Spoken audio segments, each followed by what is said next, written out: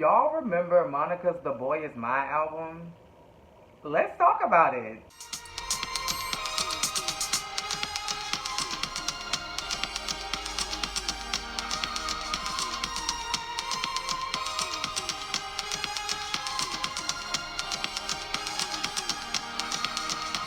Alright, y'all, so The Boy Is My album by Monica.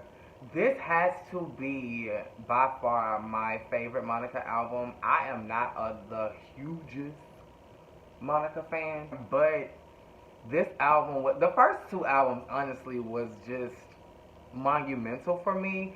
But The Boy Is Mine has to be my favorite album by Monica.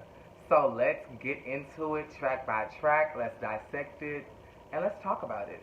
Okay, for starters, I was uneasy even back in the late 90s, early 2000s that she named her album The Boy Is Mine simply because the song belongs to Brandy. This is Brandy's song featuring Monica. That's like Brandy present day naming V7 It All Belongs to Me.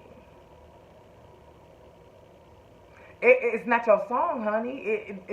It belongs to somebody else. Like, I can tell it was a promotional ploy to help further the wedge that society and the media drew between Brandy and Monica. You guys made them enemies. And for this girl to name her album the very song that Brandy asked her to be on, girl, I know what y'all was doing. But let's get into the album. The first song was Street Symphony. Y'all just, if I can get them out of the streets, then you can come back to me, babe. I loved this song, and believe it or not, y'all, I have to catch this when I finish this video. I still have not seen the video for Street Symphony. I have to watch it. But yeah, that was my song. That was my song. Like, and it's self-explanatory. Like, she is in love with a guy that is in the streets, probably drug dealing, probably doing his thing, his little ones and twos, hustling, bending the block. Okay, no, bleeding the block. That's what we say down here in H-Town. And child, she was like, you know, I don't want to be drugged into that. I ain't trying to be no trap queen. So either you gonna get your life together, you know, to prove to me that you want to be with me. Then we move into the second song, The Boy Is Mine. It says duet with Brandy, but really it's Brandy's song featuring you, girl. But Monica be doing shit like that. Like just when she did, for the verses, Monica and Brandy. No, it's always been Brandy and Monica. Monica and Brandy don't even sound right. It's always been Brandy. Okay, you're okay. Because I'm not even trying to harp on Monica. I'm just saying that's the way it's always been. The third song is Ring the Bell. I like this song.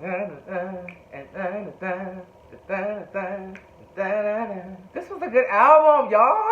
Ooh, y'all gonna make me go back and listen to The Boy Is Mine because this album is just hitting, okay? The next song is The First Night. Da da da da da da da da.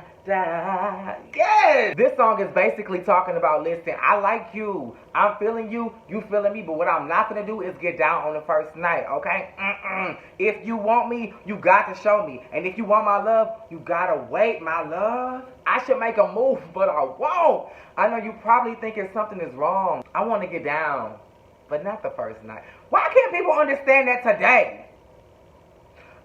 Why can't men understand that today? I want to get down, but not the first night. Damn. The next song was Misty Blue. My hands go up in praise and adoration. Just, bitch, you, oh, sorry, because Goona Kaboo knocked my ass loose. Monica, you sung that. You sung that song, sis. Like, oof, you sung that song. You know how some people argue that Coco or Kiki Wyatt sings If Only You Knew a little bit better than Patty? Monica, you took this song and you made it yours. The way you belted out Misty Blue was unlike any other. And then we move into Angel of Mine. Monica, you just was pow, pow. You was just hitting us. Like this is just the sixth song? Y'all, Angel of Mine was, I was young, singing Angel of Mine with all my heart and didn't know what the hell I was talking about. Whew. I checking for you, boy. You right on time. When I first saw you, I already knew that was something inside of you. Gonna love you, boy. You are so fine. But what you didn't do was gonna be fine. And I love Outkast. Love Outkast. But this song just did not move me. I was planted like the rivers of waters, and I shall not be moved. I, mm, let's just move on to Inside. Monica, what the hell was you going through? Because, mama, these songs are deep. And you was what, 19, 18, 19, 20? Like, ooh. Inside is so deep. Why did it touch me to the inner parts so deeply at such a tender young age? My cousin Danye swears by this song. Now, my favorite song is coming up. But Inside was deep. And it was so beautiful.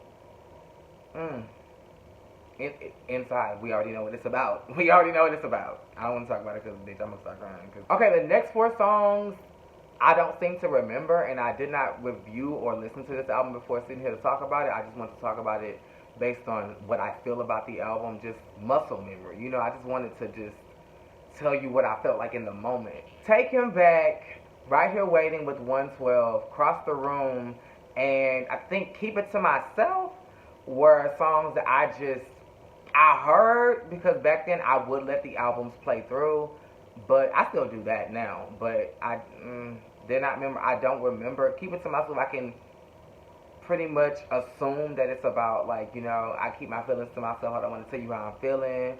You know, across the room, I see you over there. You know, they just didn't move me.